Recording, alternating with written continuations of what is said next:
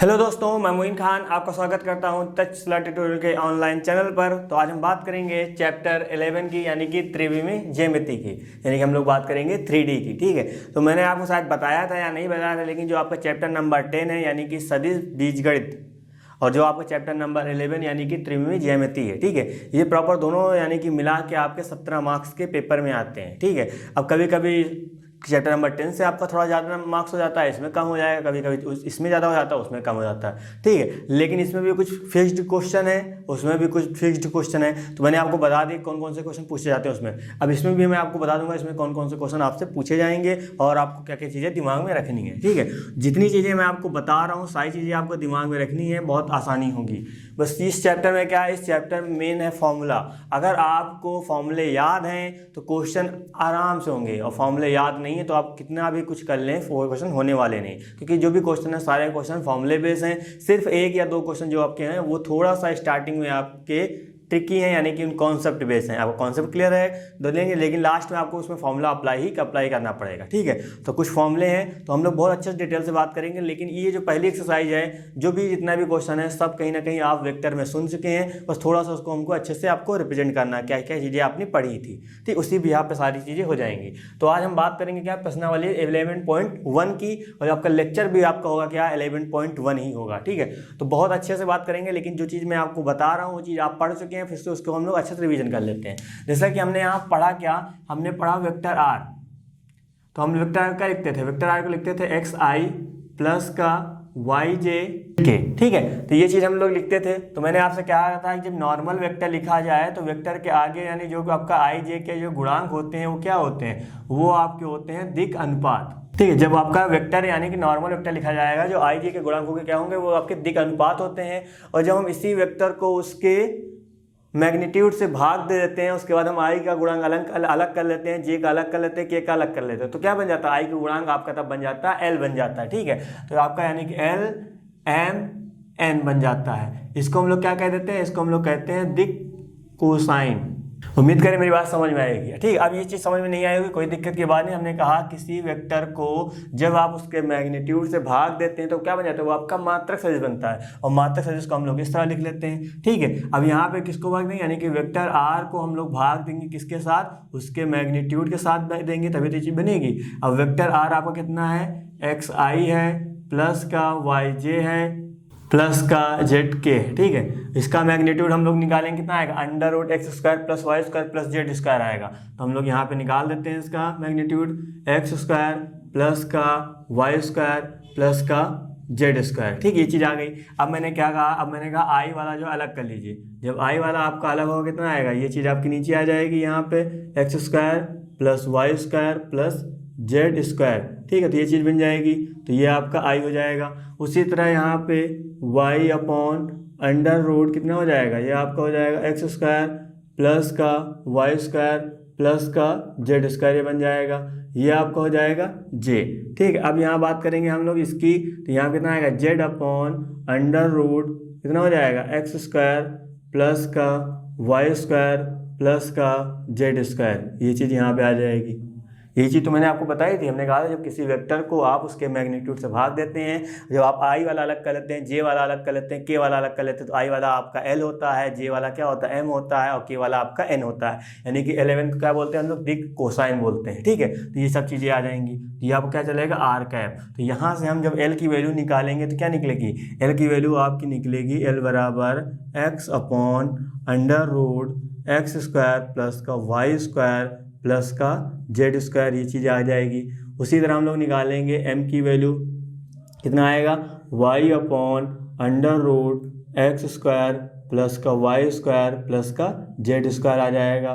उसी तरह हम लोग यहाँ बात करेंगे n इक्वल टू कितना आ जाएगा, z upon under root X square plus का वाई स्क्वायर प्लस का जेड स्क्वायर आ जाएगा। ठीक है, तो ये चीज़ यहाँ पे बनेगी।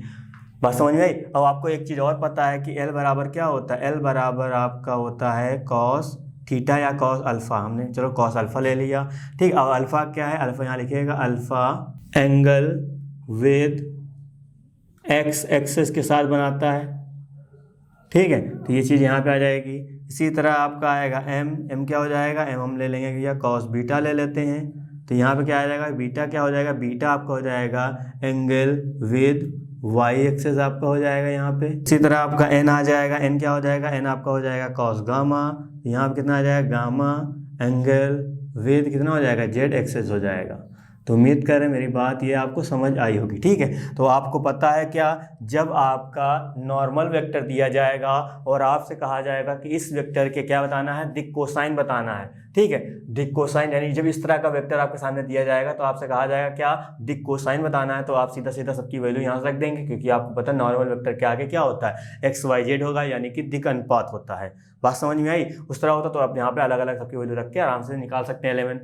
लेकिन जब आपको नॉर्मल डायरेक्ट आपको दिया जाएगा कि किसी वेक्टर के दिक् अनुपात ये है, तो इसकी दिक् कोसाइन क्या होगी, सिंपल सी बात, आगे वाला क्या होगा एक्स होगा, बीच वाला क्या होगा वाई होगा, लास्ट वाला क्या होगा जेड होगा, ठीक है। तो अभी जो हम बात कर रहे हैं घबराइएगा नहीं बिल्कुल, क्योंकि हम उसी तो बिहाफ पे आपके क्वेश्चन करेंगे।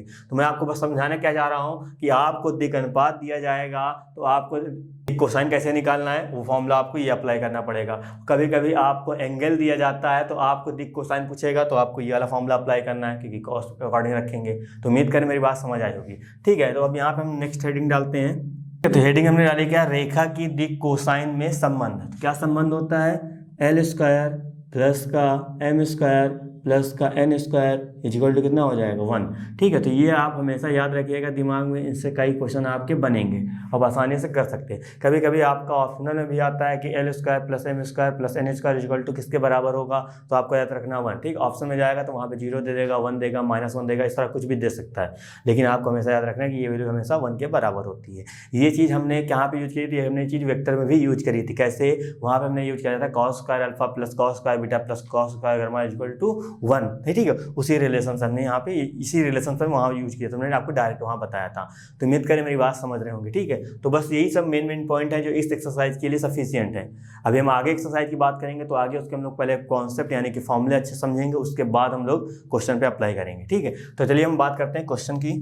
तो हमने यहाँ पर डाल दिया सोल्यूशन। तो यहाँ पे पहला क्वेश्चन करेंगे, क्या लिखा हुआ है, यदि एक रेखा x, y तथा z अक्ष के साथ क्रमशः 90 डिग्री, 135 डिग्री, 45 डिग्री का कोण बनाती है तो इसकी दिक् कोसाइन क्या होगी। देखो यहाँ पे क्या दे रखा है, यहाँ पे आपको एंगल दे रखा है और आपको दिक् कोसाइन पूछा गया है। दिक् कोसाइन का मतलब दिक् कोसाइन कहा जाए या दिक् कोज्या कहा जाए, दोनों बातें सेम होती हैं, यानी कि हमको LMN की वैल्यू निकालनी है। तो मैंने आपसे कहा था कि जब x की और y और z की वैल्यू दी जाए तो आपको दिक् कोसाइन निकालने के लिए XYZ वाला फॉर्मूला अप्लाई करना है, लेकिन जब आपको एंगल दिया जाए तो आपको दिक् कोसाइन निकालने के लिए एंगल वाला फॉर्मूला अप्लाई करना है, ठीक है। तो यहाँ क्या बोला गया है, यहाँ बोला गया है कि रेखा x और y z के साथ अच्छा है। तो अभी हमने जो अभी आप पढ़ा था, हमने क्या लिखा था, L बराबर कॉस अल्फा। अल्फा क्या था, अल्फा आपका x एक्सिस के साथ एंगल बनाता है, ठीक है। m equal to cos beta लिखा हमने कहा था क्या, बीटा जो आपका क्या y एक्सिस का एंगल बनाता है, इसीलिए मतलब क्या, पहला वाला अल्फा हो जाएगा, दूसरा वाला बीटा हो जाएगा, तीसरा वाला गामा हो जाएगा। तो उसी के अकॉर्डिंग काम करेंगे। तो यहाँ पे अल्फा कितना दे रखा है, अल्फा भैया आपको दे रखा है 90 डिग्री, तो इसी हम राइट कर देते हैं। और बीटा कितना दे रखा है, बीटा आपका दे रखा है 135 डिग्री, वो हमने राइट किया। उसके बाद आपका गामा कितना दे रखा है, गामा आपको दे रखा है 45 डिग्री, वो हमने यहाँ पे राइट कर दिया, ठीक है। तो L बराबर क्या होता है, L बराबर आपका होता है कॉस अल्फा, यहाँ पे रखा तो कॉस यहाँ कितना हो जाएगा 90 डिग्री, और कॉस 90 कितना होता है, कॉस 90 आपका होता है 0, तो यहाँ पे हो जाएगा 0। तो m बराबर हमको पता है कितना होता है, कॉस बीटा होता है, तो यहाँ रखेंगे कॉस बीटा की जगह कितना हो जाएगा 135 डिग्री हो जाएगा, और 135 डिग्री यानी कि आपको पता होना चाहिए 135 डिग्री, या तो आप इसको कर सकते हैं क्या 90 प्लस 45 डिग्री, और आपको पता है कॉस 90 प्लस 45 यानी कि माइनस साइन थीटा होता है, तो साइन 45 आ जाएगा, और साइन माइनस तो ऐसे रहेगा, 45 यानी कि कितना 1/√2 हो जाएगा। या आप डायरेक्ट याद रख सकते हैं क्या, कॉस 135 डिग्री की वैल्यू कितनी होती है, माइनस का 1/√2 होती है, ठीक है। तो इसी तरह हम यहाँ n की बात करेंगे। n के बाद फॉर्मूला क्या होता था, कॉस गामा बताया था, और गामा यहाँ पे कितना दे रखा है, गामा आपको 45 डिग्री दे रखा है, वो हमने यहाँ राइट किया। और कॉस 45 डिग्री की वैल्यू कितनी होती है, 1/2 होती है, 1/√2 होती है, ठीक है। तो आपको क्या निकालना था, दिक् कोसाइन निकालना था, जो कि आपके दिक् कोसाइन यही थे, तो यही आपका आंसर हो जाएगा, ठीक है। तो उम्मीद करें मेरी बात आप बिल्कुल अच्छे से समझ रहे होंगे, ठीक है। तो इसी तरह का क्वेश्चन को आपको टैकल करना है। चलिए अब हम बात करते हैं सेकंड क्वेश्चन की। तो सेकंड क्वेश्चन क्या लिखा है, लिखा है कि एक रेखा की दिक् कोसाइन ज्ञात करना है। यहाँ भी आपको एलिमेंट की वैल्यू ही बतानी है, ठीक है, जो निर्देशांशों यानी कि निर्देशांशों के साथ या निर्देश अक्षों के साथ समान कोण बनाती है। यानी कहने का मतलब ये है कि जो हमने यहाँ पे अल्फा बीटा गामा लिया था, उन्होंने क्या बोला कि तीनों के साथ यानी कि एक्स एक्सेस वाई एक्सेस और जेड एक्सेस के साथ तीनों एंगल कैसे हैं, बराबर हैं। यानी कोई एक रेखा तीनों अक्षों के साथ बराबर कोण बनाती है। ठीक है, तो यहाँ पे इसका मतलब ये हुआ। अब यहाँ पे डायरेक्ट हम सॉल्यूशन की बात करेंगे। ठीक है, यहाँ पे इन्होंने बोला क्या, जब तीनों कोण बनाएंगे इसका मतलब क्या होगा, अल्फा बीटा और गामा क्या होगा, समान होंगे। क्योंकि यहाँ इन्होंने बोला नहीं कि क्या, कि जो निर्देशांशों यानी कि अक्षों के साथ क्या बनाती है, आपका यहाँ पे समान कोण बनाती है। यानी कि एंगल आपके कैसे हैं, एंगल आपके सेम है। तो यहाँ पे एंगल हमने सेम कर दिया। जब एंगल आपके सेम हो गए तो ये भी तो आपका बराबर हो सकता है, cos alpha cos beta cos gamma.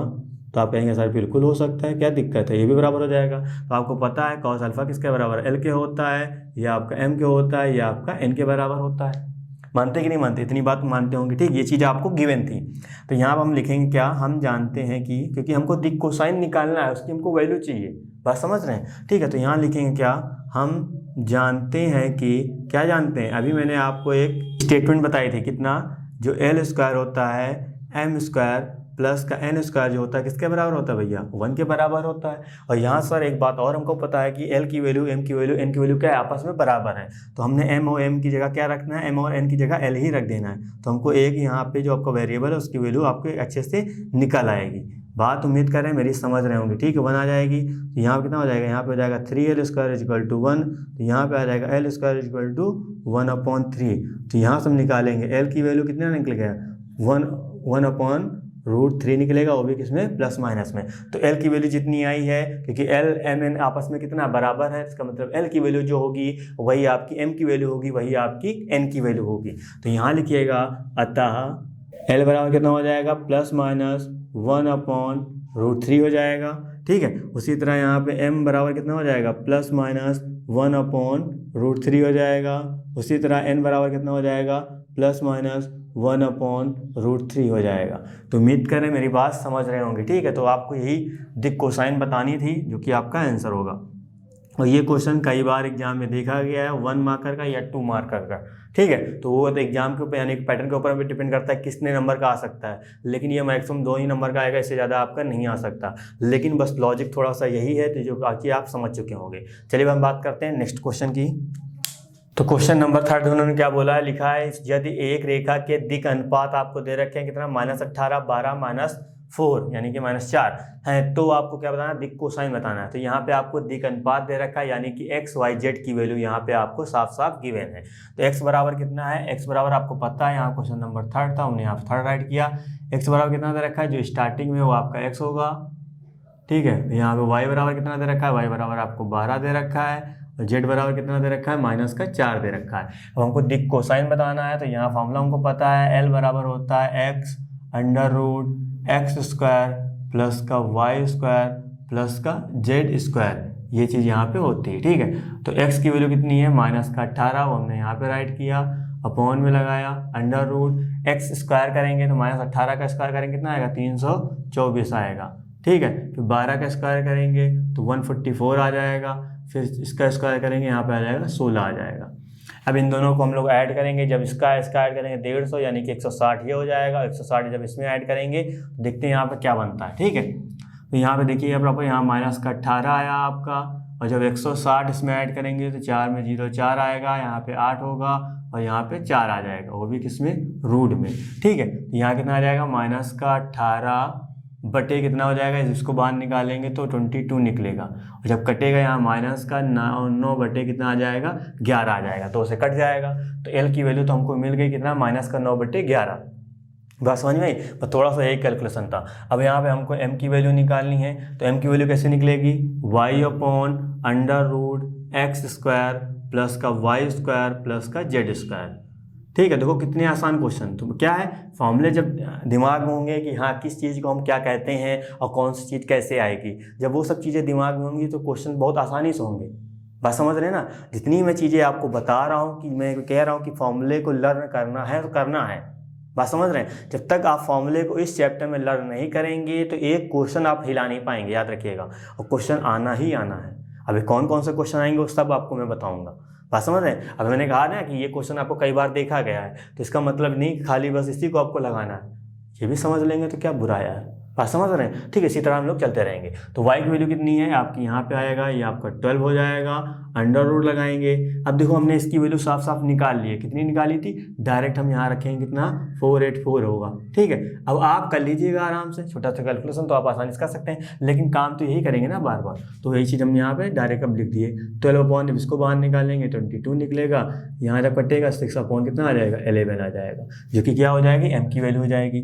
उसी तरह हम यहाँ n की बात करेंगे तो यहाँ पे हो जाएगा z, ये आपका ऐसे लिखा जाएगा कितना x² प्लस का y² प्लस का z², ठीक है, ये चीज़ आ जाएगी। और z की वैल्यू कितनी है -4 है, और जब इसको हम बाहर निकालेंगे कितना आएगा 484 आएगा, ठीक है। तो माइनस का आपका 4 ऐसे रहेगा, ये आपका हो जाएगा 22, ब्रेकआउट होगा, -2 अपॉन कितना आ जाएगा 11 आ जाएगा, जो कि आपकी n की वैल्यू होगी। तो अब क्या कोसाइन बताना था, 11 की वैल्यू यहाँ पे हमने निकाल दी, ठीक है। तो अब इस तरह क्वेश्चन आएंगे तो आप आसानी से आराम से आप कर सकते हैं, ठीक है। अब ऐसा नहीं कि बस केवल यही क्वेश्चन बनेगा, तो कोई भी क्वेश्चन किसी भी तरीके से बन सकता है, बस आप कॉन्सेप्ट को पकड़िए कि हाँ कोई चीज़ सर ने कैसे बताई थी निकालना, जब वो चीज़ आएगी क्वेश्चन किसी भी तरीके से पूछा जाए, कैसा भी पूछ लिया जाए, लेकिन आपको पॉइंट पता है तो क्वेश्चन आराम से होंगे, ठीक है। चलिए हम बात करते हैं क्वेश्चन नंबर 4 की। तो क्वेश्चन नंबर 4 में देखिएगा यहाँ पे क्या राइट है, हाँ बोला गया क्या, दर्शाइए कि बिंदु ए बी सी, मान लीजिए ये आपका ए है, ये आपका बी है, आपका सी कैसे हैं, संरेख है। तो मैंने आपसे क्या कहा था, मैंने आपसे यही कहा था कि जब दो बिंदु हों यानी कि दो वेक्टर हों तो a1/a2 equal to b1/b2 equal to c1/c2। जब इस तरह कंडीशन होती है तो हम कह सकते हैं हाँ कि सर जो भी आपके जो बिंदु दे रखे हैं या वेक्टर दे रखा है वो आपका कैसा संरेख है, नॉर्मली कह सकते हैं। लेकिन जब 3 बिंदु हों तो मैंने आपको बताया था कि जब दो भुजाओं का योग जब तीसरी भुजा के बराबर होगा तभी आप कह सकते हैं कि क्या मतलब वो संरेख है, ठीक है। तो वो हमने वो भी बता दिया, लेकिन अब हम इसको क्या करेंगे, इसको हम लोग a1/a2 के हेल्प से इसको भी कर लेते हैं। कैसे करेंगे चलिए देखिए, जैसे आपका यहाँ पे बिंदु ए है तो हमने इसको यहाँ पे ए राइट करेंगे, कितना यहाँ पे दे रखा है ए, जो आपका दे रखा है 2, 3, 4 दे रखा है। तो इसको हमने कहा इसको OA के फॉर्म में बना लीजिए। जब इसको हम OA के फॉर्म में बनाएंगे कितना आएगा आपको पता है, यहाँ से 2i आएगा, यहाँ पे आ जाएगा 3j आएगा, यहाँ पे कितना आएगा, यहाँ पे हो जाएगा 4k हो जाएगा। फिर b की वैल्यू हम यहाँ बनाएंगे तो b की वैल्यू कितनी है, -1 है, -2 है और यहाँ आपका 1 है। इसको हम लोग OB के फॉर्म में बनाएंगे, कितना बनेगा, OB के फॉर्म बनेगा -i बनेगा, -2j बनेगा और आपका यहाँ पे +k ही बनेगा, ठीक, ये हो गया। अब हम उसी तरह यहाँ पे c वाला पॉइंट लिखेंगे। c वाला कितना दे रखा है 5, 8, कितना दे रखा है 7 दे रखा है। इसको हम लोग उसमें बना लेते हैं, किसमें OC वेक्टर में बना लेते हैं। कितना आ जाएगा 5i आ जाएगा, प्लस का 8j हो जाएगा, प्लस का 7k हो जाएगा। तो अब यहाँ निकालते हैं, पहले क्या वेक्टर AB निकाल लेते हैं, क्योंकि हमको सीधा सीधा दो वेक्टर की बात पता होनी चाहिए ना। तो ये तो प्रॉपर आपने अभी ये जो दे रखी है आपने एक शीर्ष के बात समझिएगा, ठीक है। अब त्रिभुज की यहाँ बोला गया क्या, त्रिभुज नहीं बोला कि मतलब बिंदु बोले गए, ठीक है। तो बिंदु के लिए क्या हमको बिंदु की दूरी पे पता होनी चाहिए ना, और दूरी के लिए आपको वेक्टर पता होना चाहिए। तो उसी तरह हम लोग पहले यानी कि दूरी का हम वेक्टर निकालेंगे। तो ए बी कैसे निकालते थे हम लोग, ए बी निकालते थे OB माइनस का OA करके, ये तो कहानी करते थे, बहुत बार कर चुके हैं, समझ आया होगा। OB कितना देखिए, OB आपका ये है, OA ये आपका ये है, ठीक है। तो यहाँ कितना आएगा -i यहाँ पे है, यहाँ रखेंगे माइनस का मल्टीप्लाई करेंगे -2i हो जाएगा, ये कितना हो जाएगा -3i हो जाएगा, -2j माइनस यहाँ पे हो जाएगा, माइनस का कितना हो जाएगा -5j हो जाएगा, यहाँ k है, यहाँ माइनस का लगेंगे तो यहाँ माइनस कितना आ जाएगा -3k आ जाएगा। तो हमने AB निकाल लिया। उसी तरह हम लोग क्या बात करेंगे BC, और BC कैसे आएगा OC माइनस का OB, ठीक है, OC माइनस का OB। तो OC में से ये जाएगा माइनस प्लस हो जाएगा, यानी कितना आ जाएगा, यहाँ पे आ जाएगा आपका 6i हो जाएगा। यहाँ देखिए 8 माइनस प्लस, यहाँ पे आपका आ जाएगा कितना 10j हो जाएगा। अब यहाँ पे देखिए यहाँ पे कितना आएगा k, और ये आपका यहाँ पे माइनस होगा, है ना। तो यहाँ पे OB मतलब OC माइनस के, तो यहाँ पे आपका आ जाएगा प्लस का 6k हो जाएगा, ठीक है। तो हमने वैल्यू निकाल ली। अब आपको पता है वेक्टर ये क्या होगा, ये आपका A1 होगा, B1 होगा, C1 होगा, A2 होगा, B2 होगा, C2 होगा, हम आसानी से ले सकते हैं। अब इतना दिमाग ना लगाइएगा कि सर यही हम A1 B1 C1 मान लें, क्या हो जाएगा, नहीं होगा, याद रखिएगा, ठीक है। तो आप सीधा सीधा क्या करते थे, हम जो कॉन्सेप्ट समझा रहे हैं आपको समझिएगा। जैसे हमने कहा 3 बिंदु को आपको, जो मैंने उस मैटर बताया क्या करा था, हमने कहा किन्हीं दो भुजाओं का योग जब तीसरी भुजा के बराबर होगा तभी आप कह सकते हैं कि बिंदु कैसे संरेख है। भुजा की हमने बात करी थी, बात समझ रहे हैं, या दूरी की बात करी थी। दूरी के लिए आपको उस बिहाफ पे आपको वेक्टर तो निकालने पड़ेंगे। जैसे भी हम इसका वेक्टर दूरी का मैग्नीट्यूड लेंगे, दूरी निकालेंगे, उसका इसी का तो हमको मैग्नीट्यूड करना पड़ेगा। ऐसा तो नहीं कि हम ऊपरी वाले का मैग्नीट्यूड ले लेंगे, बात समझ रहे हैं ना। हमको ये चीज़ तो निकालनी पड़ेगी ना, तो हम लोग वहाँ पे उतना नहीं जाते हैं, सबका मैग्नीट्यूड नहीं निकालते, हम लोग उस चीज़ से पहले थोड़ा सा आसानी से कर देते हैं। तो यहाँ से हमको इन दोनों को देखते हुए ये मिला, यहाँ लिखा क्या, हमको यहाँ देखा कि -3 जो यहाँ पे आया है बटे 6, जस्ट आप इसके बाद ये काम करिएगा, बराबर जो आया है माइनस का 5 बटे कितना आया 10 आया है, बराबर का माइनस का 3 बटे कितना आया 6 आया है। जब इसको हम लोग सॉल्व करेंगे तो कितना आएगा, ये भी वैल्यू 1/2 आएगी,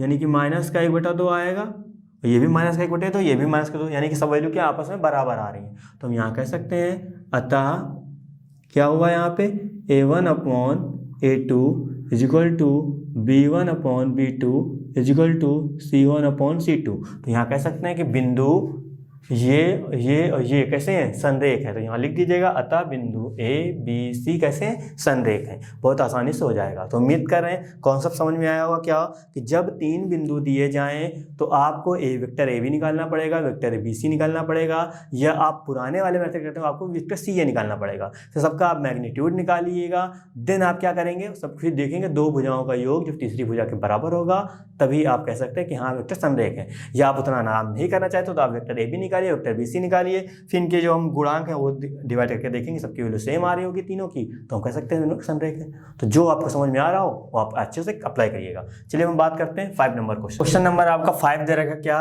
एक त्रिभुज की भुजाओं की दिक् कोसाइन ज्ञात कीजिए यदि त्रिभुज के शीर्ष आपको दे रखे हैं। ठीक है, तो क्वेश्चन थोड़ा समझिएगा। यहाँ पे बोला गया त्रिभुज के आपको शीर्ष दे रखे हैं। शीर्ष कहने का मतलब आप समझ रहे होंगे जो तीनों कोने होते हैं वही आपके त्रिभुज के क्या होते हैं, वही त्रिभुज के आपके शीर्ष होते हैं। तो हमने ये मान लिया A है, ये आपको दे रखा है B, ये आपको दे रखा है C। तो आपको क्या निकालना है, आपको तीनों भुजाओं की दिक् कोसाइन निकालना है। इसका मतलब हमको सबसे पहले इन शीर्ष की हेल्प से हमको त्रिभुज की भुजा निकालनी पड़ेगी, और भुजा को जब हम उसके मैग्नीट्यूड से भाग देंगे तभी आपको क्या मिलेगा, तभी आपको दिक् कोसाइन मिलेगा। इतनी बात समझ रहे हैं। ठीक है, तो अब यहाँ समझिएगा। तो यहाँ पे आपको A कितना दे रखा है, A यहाँ पे साफ साफ लिखा है कितना 3 5 माइनस का 4 ये दे रखा है। ठीक है, अब यहाँ पे B कितना दे रखा है, B हम यहाँ राइट कर लेंगे, कितना दे रखा है यहाँ पे माइनस का 5, माफ करिएगा ये आपको दे रखा है माइनस का 1। ठीक है, तो कोई दिक्कत की बात नहीं है, लेकिन यहाँ जब सामने साफ साफ लिखा हुआ है तो अच्छे से कर लेंगे, है ना। जब C कितना दे रखा है आपका, ये दे रखा है कितना माइनस का 5 एंड माइनस का 2। ठीक है, तो ये सब चीज़ें मेंशन है। अब क्या निकालेंगे हम लोग, इन्हीं तीनों के शीर्ष से हमको निकालना है भुजा। अब भुजा कौन सी हुई, भुजा आपकी AB हुई, BC हुई, CA हुई। बात समझ रहे हैं। तो पहले हम लोग क्या निकालेंगे, पहले हम लोग निकालेंगे भुजा AB। तो AB निकालने के लिए हमको सर वेक्टर पहले OA पता होना चाहिए। बात समझ रहे हैं। OA कैसे आएगा सर, जो A बिंदु दे रखा है उसके साथ हम लोग IJK यूज कर लेंगे। तो यहाँ पे कितना आएगा, यहाँ पे आ जाएगा 3I प्लस का हो जाएगा 5J माइनस का हो जाएगा कितना 4K हो जाएगा। उसी तरह हमने बात करी, यहाँ पे कितना हो जाएगा AB OB हो जाएगा, OB कितना हो जाएगा माइनस का I हो जाएगा, यहाँ पे J हो जाएगा, यहाँ पे हो जाएगा कितना K हो जाएगा। उसी तरह हमने बात करी यहाँ पे कितना, यहाँ बात करी OC, तो OC कितना हो जाएगा आपका माइनस का 5I हो जाएगा, माइनस का 5J हो जाएगा, फिर माइनस का 2K हो जाएगा। ठीक है, ये सब चीज़ें आ गई। अब निकालेंगे हम लोग पहले AB, क्योंकि हमको क्या हम बोला गया, हमको ये बोला गया है जो त्रिभुज की भुजाएं हैं उनकी हमको दिक् कोसाइन चाहिए। तो त्रिभुज की भुजा का हमको तो पहले वेक्टर फॉर्म चाहिए ना। वेक्टर को जब हम उसके मैग्नीट्यूड से भाग देंगे, उसके बाद जो I वाला गुणांक होगा, जो J वाला गुणांक होगा, जो आपका K वाला गुणांक होगा, डिवाइड करने के बाद वही आपका एलिमेंट होता है, वही आपका क्या होगा दिक् कोसाइन होगा। ठीक है, तो एक मैं करके आपको यहाँ पे पहले दिखा रहा हूँ, उसके बाद फिर आगे बात करते हैं। तो पहले निकालेंगे वेक्टर AB निकालेंगे, और वेक्टर AB कैसे आएगा, OB माइनस का क्या करेंगे OA करेंगे। ठीक है, तो ये चीज़ आएगी। OB कितना दे रखा है, साफ साफ देखिए यहाँ OB इतना माइनस का I यहाँ है, यहाँ लगाएंगे माइनस, तो यहाँ कितना हो जाएगा माइनस का 4I हो जाएगा। उसी तरह बात करेंगे यहाँ पे J है, यहाँ लगाएंगे तो यहाँ माइनस का 4J हो जाएगा। उसी तरह यहाँ बात करेंगे यहाँ 2K है, यहाँ माइनस प्लस हो जाएगा, यहाँ पे आ जाएगा कितना 6K हो जाएगा। क्या करेंगे, इसका हम लोग पहले मैग्नीट्यूड निकाल लेते हैं, क्योंकि हम यहाँ पे पहले एक कंप्लीट कर लेते हैं ना, इस भुजा का हम लोग दिक् कोसाइन पहले निकाल लेते हैं। तो AB का मैग्नीट्यूड कैसे निकलेगा, अंडर रूट I के गुणांक का स्क्वायर, तो यहाँ पे -4 है 16 हो जाएगा, यहाँ पे माइनस यहाँ पे 16 हो जाएगा, यहाँ पे कितना हो जाएगा 36 हो जाएगा। ठीक है, अब ऐड कर दीजिए, ये 32 ये आपको हो जाएगा 68 हो जाएगा। और 68 को जब हम लोग बाहर निकालेंगे कितना निकलेगा 2√17 यानी 17 चौको 68, 4 को बाहर निकालेंगे 2 निकलेगा, 17 आपका अंदर ही रहेगा। तो ये निकल आया। अब हमको निकालना पड़ेगा AB का, क्या निकालना पड़ेगा, मात्रक सदिश निकालना पड़ेगा। और मात्रक सदिश कैसे निकालेंगे सर, वेक्टर AB को उसके हम लोग मैग्नीट्यूड से क्या करेंगे भाग देंगे। ठीक है, तो ये चीज़ यहाँ पे आ जाएगी। अब ए बी कितना दे रखा है, ए बी सर यहाँ दे रखा है -4i -4j प्लस का कितना हो जाएगा 6k अपॉन में, और इसकी वैल्यू कितनी दे रखी है, इसकी वैल्यू दे रखी है 2√17। ठीक है, तो अब यहाँ पे क्या करेंगे, आई का गुणांक हम लोग अलग कर लेते हैं, यानी कि -4/2√17 आई हो जाएगा, माइनस का यहाँ 4/2√17 क्या हो जाएगा, जे हो जाएगा, प्लस का 6/2√17 यहाँ कितना हो जाएगा, यहाँ पे हो जाएगा के हो जाएगा। इतनी बात समझ में आई। अब देखिए यहाँ पे इससे क्या हो जाएगा, इससे कैंसिल आउट हो जाएगा, इससे ये जाएगा, ये भी 2 टाइम्स, इससे ये जाएगा आपका 3 टाइम्स। तो यहाँ पे जो आपका नया बनेगा यानी कि -2/√17 आई हो जाएगा, -2/√17 जे हो जाएगा, प्लस का 3/√17 हो जाएगा, आपका यहाँ पे हो जाएगा के हो जाएगा। ठीक, क्या है आपका, ये आपका आया वेक्टर ए बी का कैप। ठीक है, तो अब यहाँ पे हम किसी चीज़ का मात्रक सहित से निकालते हैं, तो जो आई का गुणांक होता है, जो जे का गुणांक होता है, जो के, वही आपके क्या होते हैं, वही आपके दिक् कोसाइन होते हैं। तो आपका यहाँ पे एल कितना हो जाएगा, एल हो जाएगा -2/√17, एम कितना हो जाएगा -2/√17, और यहाँ पे एन कितना हो जाएगा 3/√17। ठीक है, तो हमने क्या निकाला, हमने ए बी जो भुजा थी उसका हमने क्या निकाल लिया, एलिमेंट निकाल लिया, यानी कि दिक् कोसाइन निकाल लिया। उसी तरह काम क्या करेंगे, आप पहले बी सी निकालेंगे, फिर बी सी का मैग्नीट्यूड लेंगे, फिर बी सी कैप निकालेंगे, इस तरह फिर अलग अलग करेंगे तो आपको बी सी का दिक् कोसाइन आ जाएगा, यानी कि दिक् कोज आ जाएगा। उसी तरह आप सी ए की बात करेंगे, सी ए का आ जाएगा। ठीक है, तो उम्मीद कर रहे हैं आपको ये वाला प्रोसीजर बिल्कुल समझ आया होगा। तो इसी तरह चीज़ें आपका करनी है, आपको बी सी का भी इसी तरह निकालना है और आपको सी ए का भी इसी तरह निकालना है। सेम वही काम करना है, फिर जहाँ पे जिसकी जो वैल्यू जरूरत होगी, वैसे हमने यहाँ BC का निकाला तो BC क्या करना पड़ेगा, OC माइनस OB करना पड़ेगा। तो उसी की वैल्यू OB की वैल्यू रखिए, वेक्टर निकालिएगा, उसका मैग्नीट्यूड निकाल लीजिएगा, यहाँ पे आपका BC कैप निकलेगा, और BC कैप यानी उसी वेक्टर को उसके मैग्नीट्यूड से भाग देते हैं तभी निकल के आता है। ठीक है, तो बहुत आसान है, चीज़ें करिएगा। तो आपकी एक्सरसाइज 11.1 जो है वो आपकी यहीं पर क्लोज होती है। इसमें आपको इसी तरह के क्वेश्चन मिलेंगे और इन्हीं में से कोई ना कोई क्वेश्चन आपका एक मिलने वाला है। याद रखिएगा मेरी बात, एक क्वेश्चन आपको मिलने वाला है, चाहे वो 2 नंबर का हो सकता है या आपका 1 नंबर का हो सकता है, इससे ज़्यादा नहीं पूछा जाएगा। तो सारी चीज़ें मेरी समझ रहे होंगे, उम्मीद कर रहे हैं जितना भी पढ़ाया सबको समझ आया होगा। मैं आपको फिर से रिपीट कर रहा हूँ कि फॉर्मूले मस्ट है, जब तक आप फॉर्मूले तैयार नहीं करेंगे चीज़ें क्लियर नहीं होंगी और मज़ा नहीं आएगा। बात समझ रहे हैं, तो मज़ा में लेने के लिए थोड़ा सा आपको पढ़ना पड़ेगा।